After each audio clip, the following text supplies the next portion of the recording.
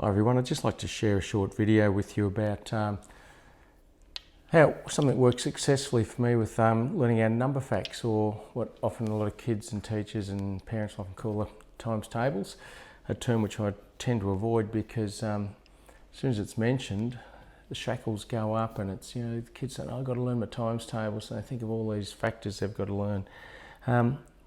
It's just that creating a positive mindset that I think is so important. I'm not saying this is the way to do it. This is just a way that strategy, methods and approach that I find works very well for me as a teacher, but it's worked very well with my kids that I've been teaching this year and in other years.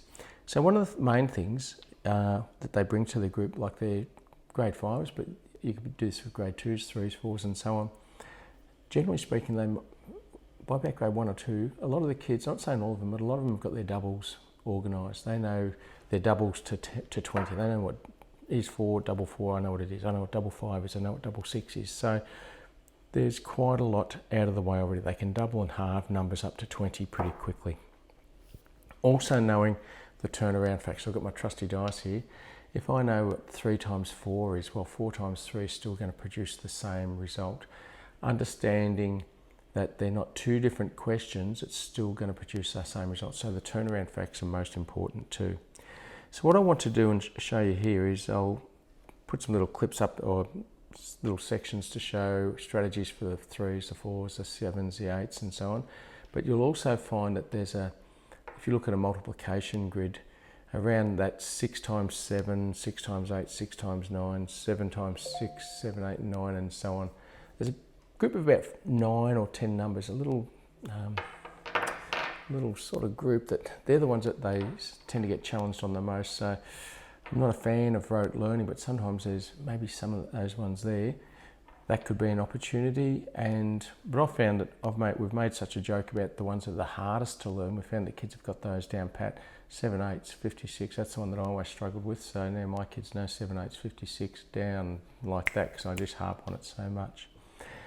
Here's what it looks like, sounds like in my classroom. We often, I've seen in classrooms where they have a grid with all the names, and it says each day they have a quiz, and James and Robin, they get 20 out of 20 every day. So their scores are always looking good, but then you get the other kids who might get 1 or 2 or none, and that's consistent for them. And I reckon that's just the biggest way to shame the kids. Does nothing for their self-esteem. So what we do, we might have 20 questions, and we had say if we had 20 kids, 20 questions, that means there's 400 is the highest score we could get every day. And so what we'd do, we'd have 20 questions, and I'll show you what that looks like and sounds like in a moment. And then I'd have a piece of paper on my desk, and over the course of the next hour or two, the kids just wander past at their own time and put their score down. No names, they just write down 12, 20, 15, 3, 0, whatever. And on the paper, I don't know whose score is what. The kids don't know whose score is what. They're very discreet about how they do it. They don't sort of keep an eye on how they're writing the score up there. And then we just add it up. Okay, we got 360 out of 400 today. We shade it up, and then the kids see the gap, and they all talk about we're closing the gap. We're closing the gap as a group. But I don't just give the questions out and they just write their answers. We discuss strategies. So here's what it looks like and sounds like, and then I'll add some extra strategies on the rest of the clip. So trusty dice, here we go. So I've got a 4 times 9, 9 times 4. Once again, I always emphasise the turnaround. Some kids might be able to work out 4 9s quicker than 9 4s or so on. Well, 4 times 9, well, if I know my 2 times 9 is my double, I can double that again.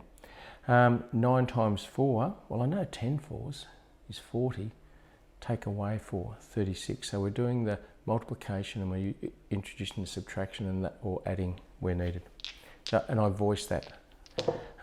4 and 5. So 5 times 4, 4 times 5. I'll say to the kids, well, if you know 2 times 5, double it. 5 times 4, well, that's 2 times 4, 2 times 4, and 1 more 4. Here we go again. 8 and 2. 2 times 8, 8 times 2. Well, if you know your doubles, 2 times 8, or if you might want to know 8 times 2, I know if you know what 10 times 2 is, take away some 2s. Another one, 8 times 2 again. 9 and 7. Well, if I know 10 times, or 9 times 7, 7 times 9, breaking my own rules here. If I know 10 times 7 is 70, take away one of those 7s, 63. Or 7 times 9, I might know 7 times 10 is 70.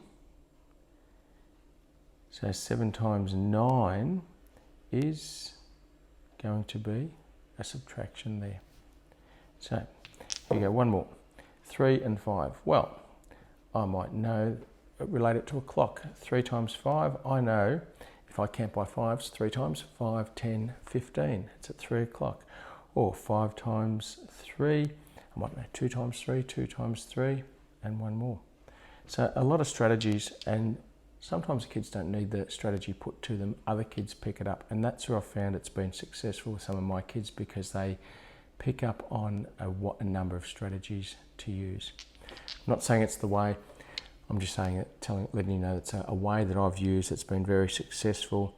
But above all, it's changed the mindset of a lot of my kids, particularly the ones who tended to struggle, who now see themselves as, good learners.